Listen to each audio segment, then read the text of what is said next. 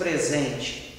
Mas se eu não ir e desfazer aquele lacinho e começar a abrir, tirar a caixa para fora, abrir a caixa e ver o que tem dentro, eu nunca vou usar o presente que ele me deu. Por quê? Eu não vou estar, na verdade, tomando posse daquele presente. Eu sei que eu tenho um presente, mas eu não estou usando porque eu não abri. E é o que está acontecendo na igreja. Os dons estão disponíveis, é presente de Deus, mas o povo não pega e não abre esse presente. E poderia estar usando para quê? Para melhor funcionamento do corpo de Cristo. Agora, Deus deu por quê? Deus deixou os dons disponíveis por quê? Porque eu fiz algo para agradar? Não, Ele quis deixar os dons disponíveis para a igreja, mas para que seja usado para Ele. E o problema, e nós vamos ver aqui, que as pessoas pensam que os dons espirituais são para eles se promoverem. É esse que é o problema que a igreja tem enfrentado. E nós vamos ver isso, eu não vou entrar nisso agora, mas nós vamos ver no decorrer da mensagem.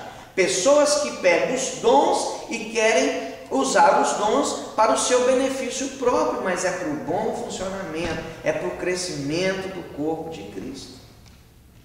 Amém? Amém. Vamos passar para o outro tópico. Se você puder ler, Marta, a manifestação do dom.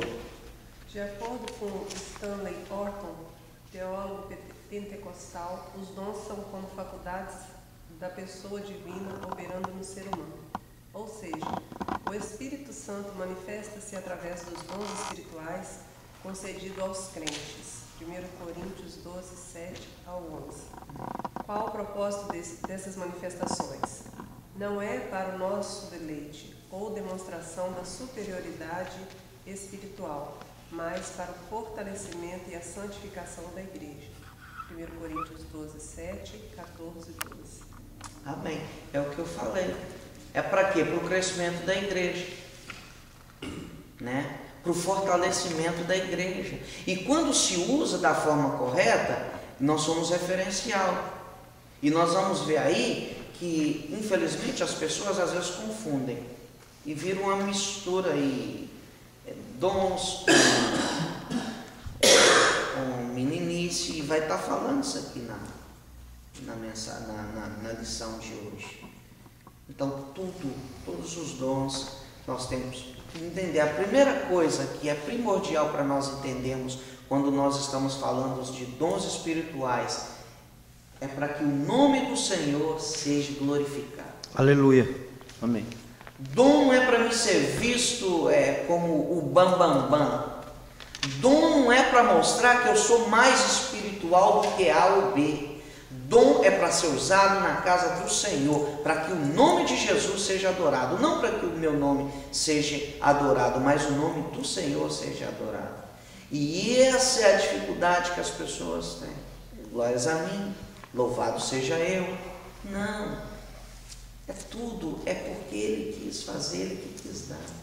Agora, nós temos que entender o que é você ter um dom e o que é uma manifestação do Espírito. Eu quero entrar rápido, nós não temos tempo para também tão detalhadamente tratar isso. Pode falar. Eu ia fazer uma perguntinha. Pode falar. Então, Pode falar. há duas razões que nós lemos aqui em Efésios 4 e 11. Eu queria que você só desse uma pincelada, é um pouco e meio. Ali nós vemos que uns é dado o dom de apóstolo e outros de profeta.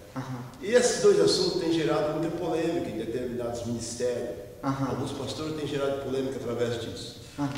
Porque o apóstolo são 12, discípulos são seguidores, né? Então não é verdade, mas os 12 significa as 12 tribos de Israel.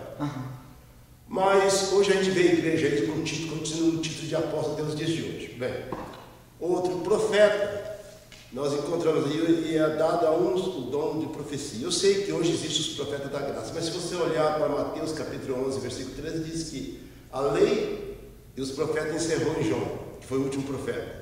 Então isso já tem gerado polêmica. Só queria que você, talvez não dá tempo, você dá uma pincelada. Eu sei. Eu mais ou menos estou entendendo o que o senhor está falando. Então, quanto profeta, são os profetas da graça. E Deus usa quem Ele quer. Não é mesmo que encerrou os profetas do Velho Testamento, mas usa os profetas da graça. A diferença dos profetas, eu sei que a pergunta foi feita para você. Pode falar.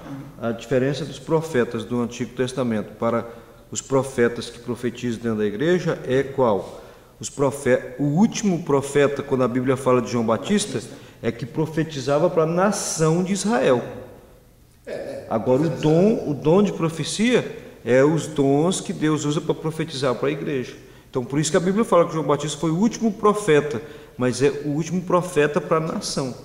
A pergunta é essa. Agora, o que nós temos que entender também, irmão Nilson, eu posso profetizar, Deus pode, eu posso ser usado para profetizar aqui sem ter o dom de profecia, porque pode haver uma manifestação do Espírito e Deus pode usar qualquer um de nós aqui. Eu vou profetizar hoje porque Deus quis me usar aqui para profetizar para alguém. De repente Deus, o Espírito Santo pode me usar, pode haver a manifestação do Espírito e eu te entregar algo de Deus naquele momento, porém depois eu não profetizar mais, porque a manifestação do Espírito é diferente da pessoa que tem o dom já de ser profeta.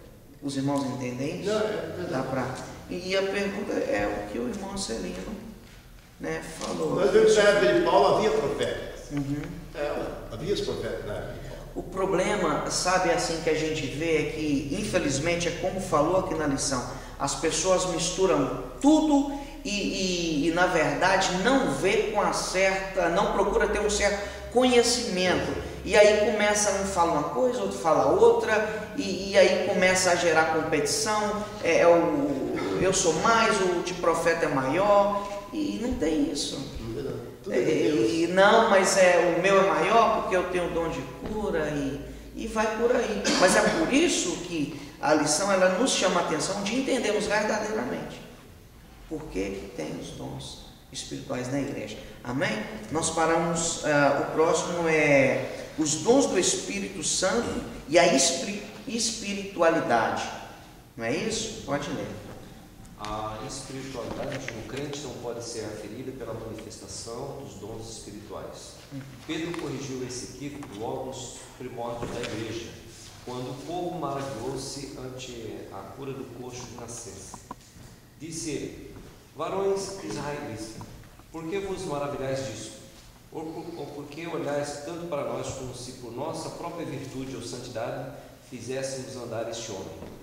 O apóstolo deixou claro que o milagre aconteceu não por seus méritos, mas através da fé e em nome de Jesus Cristo. Atos 3,16.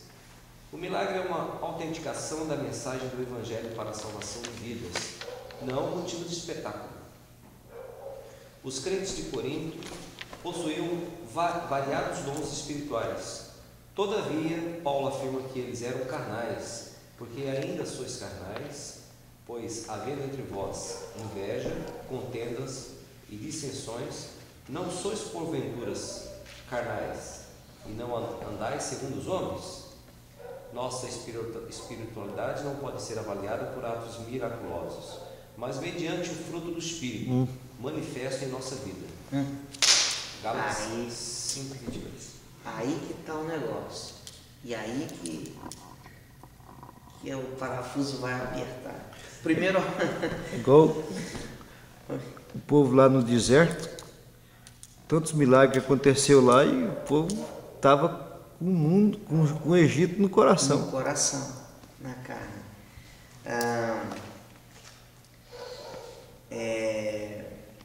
Eu vou ter que falar, irmãos. Eu não posso olhar para uma pessoa na igreja. Primeira coisa que falou aqui, muito interessante, que eu observo hoje, por exemplo, pessoas que têm um dom, e isso eu estou falando de uma forma geral, pessoa que tem um dom de curar, por exemplo. Eu já ouvi pessoas, Deus usando pessoas para curar, e a pessoa pegando a pessoa que foi curada e falando assim: olha, vem para aqui. Aqui na minha igreja, é aqui que tem milagre. Na minha igreja, aqui tem milagre, aqui Jesus cura. Você está perdendo tempo onde você está. Aqui tem. Então as pessoas usando algo que Deus deu. para se promover. E você deve estar se perguntando agora por que Deus não tira então? Não. Deus vai tratar com um vaso. Aí Deus vai tratar com a pessoa. Então essas pessoas têm o dom, mas não têm caráter. E o problema maior, quando se trata de dons, é que dom é uma coisa, caráter de Cristo é outra. Você ter o caráter de Cristo é uma coisa. Agora, você ter um dom é outra coisa. A nossa, o que está falando aqui nesse tópico? Que a nossa espiritualidade, ela não tem que ser medida pelo dom, mas pela minha postura.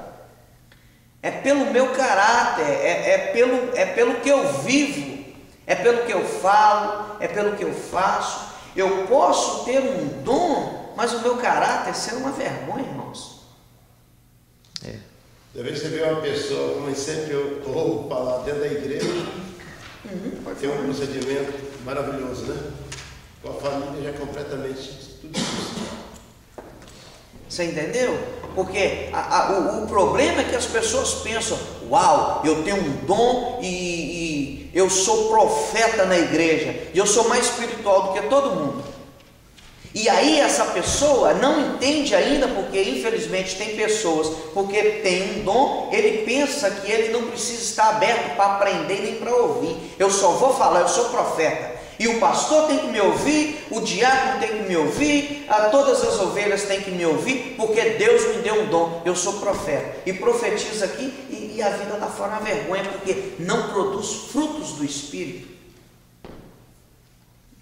Eu não me lembro agora, mas tem um texto que fala assim: ainda que eu tenha o dom, ainda que eu falasse a língua dos anjos e dos homens. Onde que está esse texto? 1 Coríntios. Ainda que eu tenha o dom de profetizar. Olha, mas nós vamos entender que precisa ter uma postura. Então, o problema é que eu não posso olhar para uma pessoa e ver o dom que essa pessoa tem e falar: uau, fulano é mais espiritual da igreja, porque ele tem um dom. Olha como que ele fala em variedades de línguas. E o mesmo a pessoa que talvez está falando em línguas aqui, está achando que ele é superior a alguém porque ele fala variedade de línguas, é o mesmo que usa a sua própria língua para condenar e matar as pessoas lá fora, com a língua para lançar calúnias, para amaldiçoar. E essa é a questão. É por isso que a lição nos chama a atenção para isso.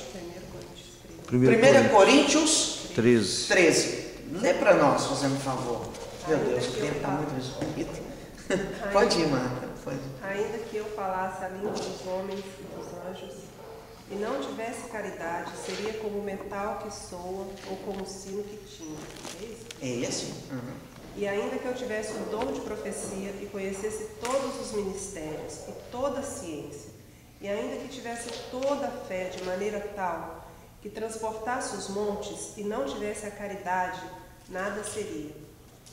E ainda que distribuísse toda a minha fortuna para o sustento dos pobres, e ainda que entregasse o meu corpo para ser queimado, e não tivesse caridade, nada disso me aproveitaria. A caridade é sofredora e benigna, a caridade não é invejosa. A caridade não trata da leviandade, não se ensoberbece, não se porta com indecência, não busca os seus interesses. Não se irrita, não suspeita mal, não folga com injustiça, mas folga com a verdade. Tudo sofre, tudo crê, tudo espera, tudo suporta.